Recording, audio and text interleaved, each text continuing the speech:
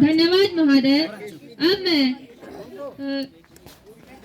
अब मैं सांसद कहना चाहती हूँ कि आप अपने सवाल सदन में रखें। सबसे पहले मैं माननीय स्पीकर महोदय का धन्यवाद करूंगी कि उन्होंने मुझे अपने बोलने को दिया।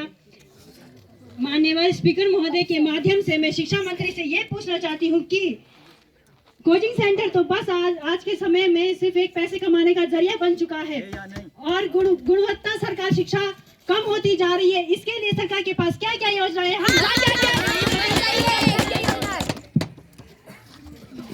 माननीय शिक्षा मंत्री जी, मैं आपसे कहना चाहती हूँ कि आप सांसद मंत्री इशिका जी के सवालों का जवाब सदन में रखें।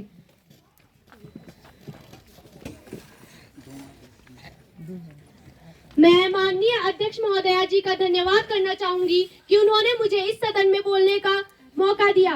माननीय अध्यक्ष महोदया जी, मैं आपके माध्यम से इस सदन को अवगत करा दूं कि सरकार कोचिंग सेंटरों की गुणवत्ता पर ध्यान केंद्रित करने व शिक्षा को अधिक सुलभ बनाने के लिए सरकार कोचिंग सेंटरों पर छात्रों की निर्भरता कम करने व गुणवत्तापूर्ण शिक्षा सुनिश्चित करने के लिए कई कदम उठा रही है। महोदया, कोचिंग संस्थानों द्वारा अधिक फीस वसूलने व शिक्षा को व्यापार बनाने की शिकायतों को हमारी सरकार बहुत गंभीरता से ले रही है।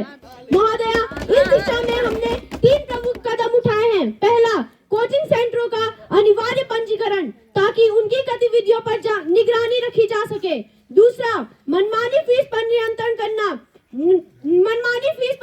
करने के लिए नियम बनाए जा रहे हैं व शिकायत मिलने पर तुरंत उस पर कार्रवाई की जा रही है। तीसरा, आर्थिक रूप से कमजोर छात्रों के लिए सरकार ने मुफ्त व किफायती कोचिंग कार्यक्रम शुरू किए हैं ताकि हर बच्चे को बराबर अवसर मिल सके, जिसके लिए सरकार द्वारा NEP नेशनल एजुकेशन पॉलिसी राष्ट्रीय शिक्षा नीति को भी जारी किया है।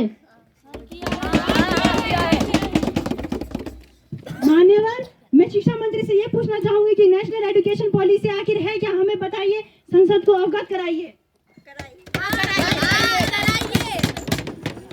अध्यक्ष महोदया जी, मैं आपके माध्यम से पुनः संसद को अवगत करा दूं कि NEP नेशनल एजुकेशन पॉलिसी यानी राष्ट्रीय शिक्षा नीति, यह योजना राष्ट्रीय शिक्षा नीति जो 29 जुलाई 2020 को, महोदय मैं अपनी बात को दोबारा दोहराना चाहूंगी, 29 जुलाई 2020 के अनुरूप शिक्षा सुनिश्चित करने का लक्ष्य रखती है। यह योजना शिक्षण परिणामों में सुधार, डिजिटल शिक्षा व छात्र सहभागी पर भी काम कर रही है। धन्यवाद।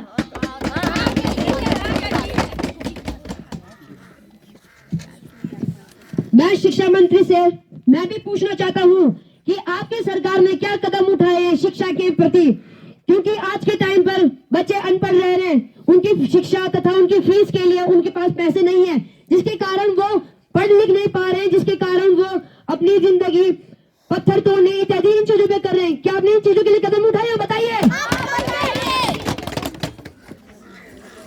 महोदया, मैं एक बार पुनः संसद को अवगत करा दूं कि हमारी सरकार द्वारा राष्ट्रीय स्तर पर एक सर्वे जारी किया गया है जिसका नाम है NLAS नेशनल लेवल अचीवमेंट सर्वे यानी राष्ट्रीय स्तर पर उपलब्धि सर्वे।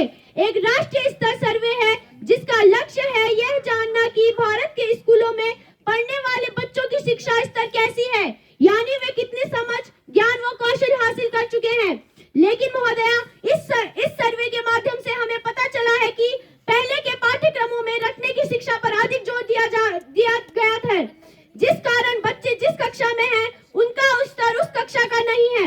बच्चा रचनात्मक, समझात्मक एवं संख्यात्मक रूप से विकसित नहीं हो पा रहा है, जिसके लिए हमारी सरकार द्वारा NCERT के कुछ महत्वपूर्ण बदलाव किए गए हैं, जिससे बच्चा रचनात्मक, समझात्मक व संख्यात्मक रूप से विकसित हो जाए। इसके लिए हमारे मंत्रालय द्वारा एक राष्ट्रीय पहल निपुण Bharat national initiative for proficiency in reading with understanding